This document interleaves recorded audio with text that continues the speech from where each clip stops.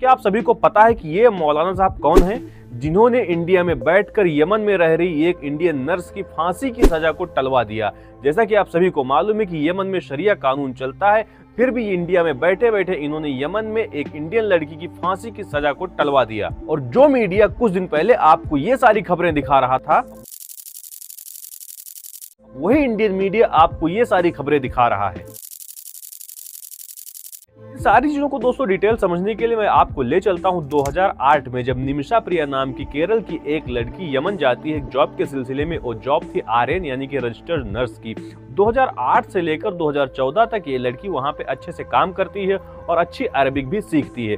2014 पूरा होता है तो 2014 में जब वो अपने घर आती है अपनी बेटी और अपने हस्बैंड के पास, उसके बाद वो दोबारा से यमन को जाती है अपना खुद का क्लिनिक खोलने। 2015 में जब निमिषा वापस यमन को लौटती है अपना खुद का क्लिनिक खोलने के लिए, तो इनकी यहाँ पर मुलाकात होती है तलाल अब्दो महदी नाम के एक शख्स से, जो कि आगे चलकर इनका स्पॉन्सर भी बनता है और इनका बिजनेस पार्टनर भी बनता है।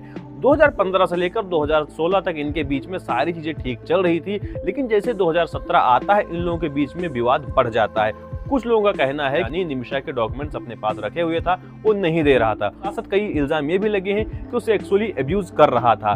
तो इसके बाद में यहाँ पर जुलाई के महीने में 2017 तलाल अब्दो महदी की डेथ हो जाती है।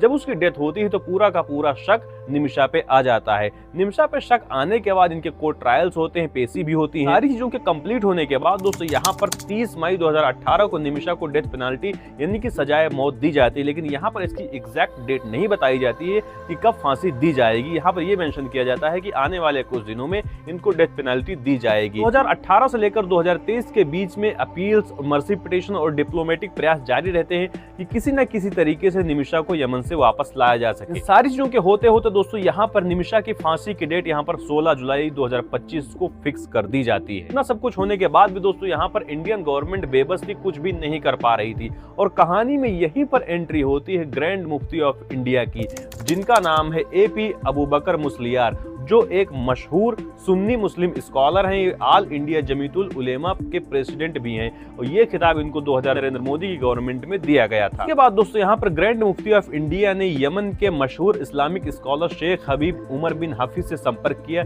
इन्होंने यहाँ पर ब्लड मनी ऑफर किया, यानी कि ब्लड मनी देने की बात की, जिसमें विक्टिम के परिवार से माफी ली जा सकती, बदले में उसको उसका मुआवजा देना पड़ता है। अगर आप लोग यहाँ पर एग्जैक्ट ब्लड मनी की बात करें तो यहाँ पर जो पूरा का पूरा पैसा आप लोग लिखा देख पा रहे हैं, पूरा का पूरा पैसा जब विक्टिम की फैमिली को मिलेगा, ये पैसा लेने के बाद अगर विक्टिम की फैमिली चाहे तो निमिषा को माफ कर सकती है। इसके साथ साथ मैं आपको बता दूं कि इतने सारे रिलीजियस एफर्ट्स को देखने के बाद जो यमन की अथॉरिटीज थी उन्होंने इस सजा को टेम्पररी सस्पेंड कर दिया है। इसके साथ साथ मैं आपको यहाँ पर एक चीज क्लियर कर देना चाहता हूँ कि इस सजा को अभी तक सिर्फ टेम्पररी सस्पेंड किया गया है। अभी तक विक्टिम की फैमिली ने निमिषा को माफी नहीं दी है, ना ही उन्होंने ब्लड मनी को एक्सेप्ट किया है। तो आज की इस वीडियो में बस इतना ही। मिलते हैं आपको अगली वीडियो में किसी अगले टॉपिक के साथ। अगर आपका कोई सवाल है तो हमेशा की तरह कमेंट सेक्शन खुला है।